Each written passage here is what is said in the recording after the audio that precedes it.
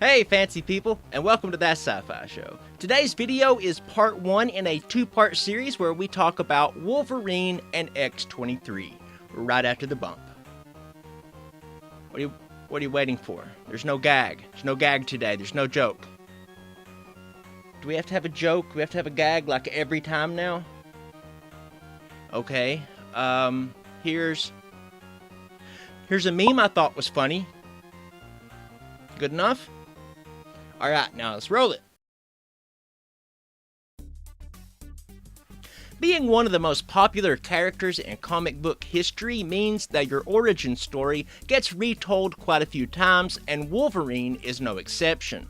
From comics to cartoons to movies, the tale of how Logan became Wolverine has quite a few permutations.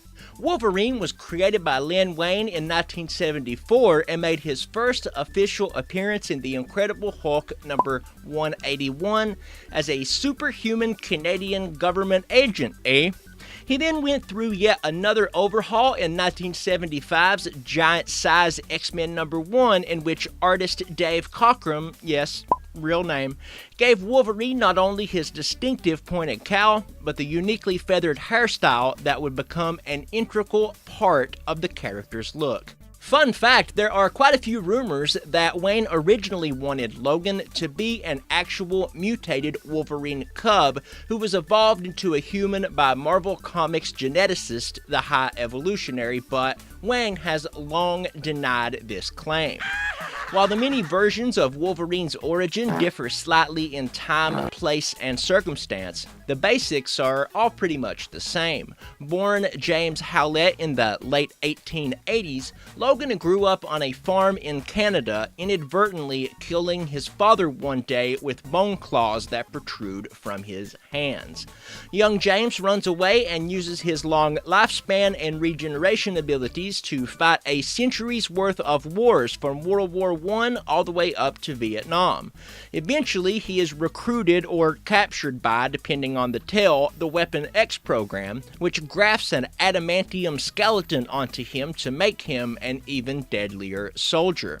They mess with his memories too, so he takes the assumed name Logan. Eventually breaking free of Weapon X's control, Logan wanders the Americas for a bit until being recruited by Xavier into his X-Men. One thing that bothers me about Wolverine, and it's something I've never heard anyone really address before, is that his original bone claws looked nothing like blades. They're sort of shaped like them, but they look like bones, and they've got like bumps and protrusions. So before they coated his skeleton in adamantium, did they grind the bones into like a perfect blade shape? Can you imagine how badly that would hurt? Did they sharpen them afterwards? Can you sharpen adamantium? Does he have to sharpen them occasionally? If they're made of like a nigh invulnerable metal that never dulls, then how did they ever get sharp in the first place? Like, can you forge the metal in such a way that it's already sharp? I have so many questions. Let's talk about it in the comments section, because I really want to hear what you guys think about this one. Anyway, the movie version of the character more or less follows the same path, but there are some substantial differences. In the prime Bryan Singer-directed timeline, Wolverine's past with Weapon X and its leader William Stryker is slightly muddier. While Sabretooth has a close relationship with Logan in the comics, in the first X-Men he's nothing more than a mute henchman of Magneto, and the two are strangers to each other. In the rebooted timeline, starting with X-Men First Class, we even get to see flashes of Logan's past before he meets up with the X-Men in 2000.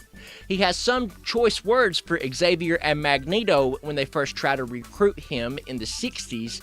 A time-displaced Logan from a post-apocalyptic universe helps the two defeat Sentinels in the 70s, don't ask. And a feral Wolverine deep in the control of Weapon X helps the young X-Men escape Stryker's capture in the 1980s.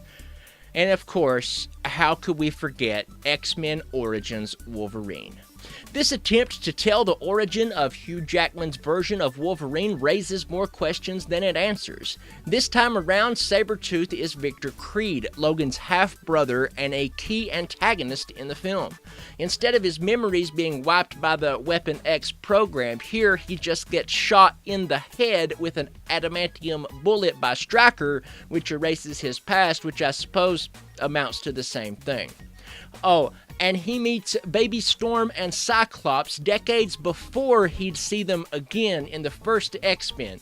So it seems that no matter what the timeline he's in, Logan just can't catch a fucking break. So jump down to the comments section and let us know. What do you think about my Bone Claw comments from earlier? Did you go see Logan? What did you think? Let's talk about it. We've got videos coming up on X-23, Wonder Woman, Star Trek, and more. So do me a favor, if you're already subscribed, then ring that bell so that you'll be notified when we upload a video. And if you're not subscribed, well then, come on! Come on! Until next time, I'm Jay Parks.